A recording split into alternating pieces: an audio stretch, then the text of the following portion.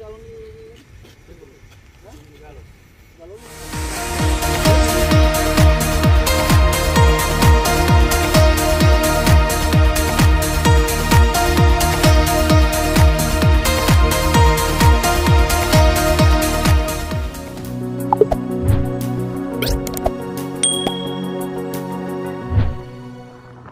SAR temukan satu orang lagi korban tenggelam di perairan Taman Nasional Takabonerate. Selama proses pencarian tim SAR gabungan, akhirnya kembali menemukan korban tenggelam kapal KM Yuwie Jaya II di perairan Selayar, Provinsi Sulawesi Selatan. Mayat yang ditemukan, sudah dalam keadaan mengapung di wilayah perairan Taman Nasional Takabonerate. Jenazah yang ditemukan itu, telah dievakuasi oleh KN SAR Kamajaya, dan selanjutnya dibawa ke posko Kayuwadi untuk dilakukan identifikasi.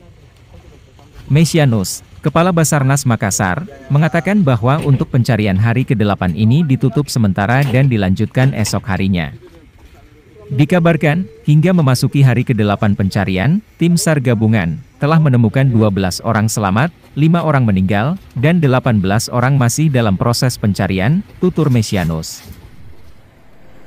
Pelaksanaan operasi SAR terhadap kapal nelayan Yuwie Jaya II yang tenggelam di perairan Selayar hingga hari ke-8 telah menemukan hasil, yaitu penemuan satu korban di perairan Taman Nasional Takabonerate dalam keadaan mengapung dan meninggal dunia, dan tim SAR gabungan telah melakukan evakuasi dengan menggunakan KN SAR Kamajaya dari tadi pagi bergerak dan sudah kembali ke posko dan rencana tiba pada pukul 20.00.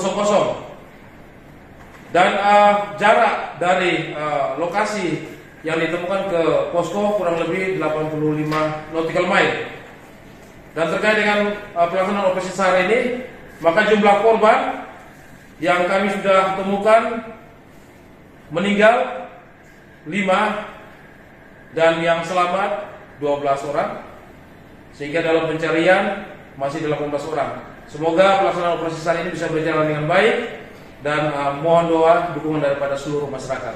Terima kasih. Demikian kami wartakan, Rudi Gemulia, dari Makassar, Sulawesi Selatan, melaporkan.